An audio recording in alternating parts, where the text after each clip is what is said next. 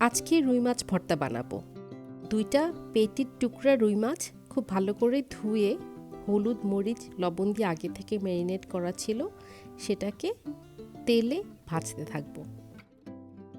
এটা ভাজতে ভাজতে সেটার সাথে আমরা অ্যাড করব আস্ত কতগুলো রসুনের কোয়া আর কিছু পেঁয়াজ কুচি, আস্ত কিছু কাঁচামরিচ। অল্প একটু লবণ ছিটিয়ে এই সবগুলো উপকরণ আস্তে আস্তে ভাজতে থাকবো।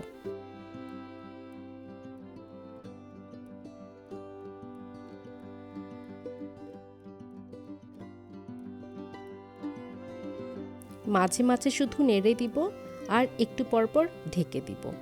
এতে মাছটা এই পেঁয়াজ রসুন আর কাঁচামরিচের সাথে খুব ভালো মতো সিদ্ধ হয়ে যাবে।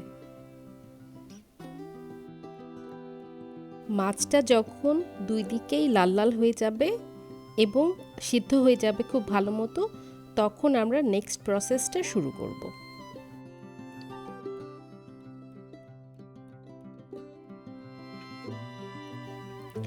একদম খুব ভালো মতো সেদ্ধ হয়ে গেলে মাছটাকে এরকম খুঁচিয়ে খুঁচিয়ে আমি একদম পাতিলেই হাফ ভর্তা মতো করে ফেলবো আর একটু নেড়ে দিব ভালো মতো।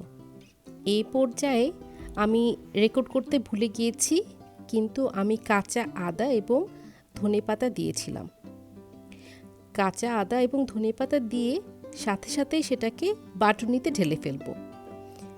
তারপর খুব ভালো করে বাটুনিতে অথবা হাতে এটাকে ভর্তা বানিয়ে ফেলবো। মেক শিওর করতে হবে যে প্রত্যেকটা কাটা যাতে এখান থেকে আমরা বেছে ফেলতে পারি। এটা যে খুব বেশি মিহি হতে হবে তা না, একটু কম মিহি হলেও খেতে বেশ ভালো লাগে। ভর্তাটা খুব ভালো করে মাখানো হয়ে গেলে বাটিতে বেড়ে ফেলো আর গরম ভাত দিয়ে খেয়ে ফেলো।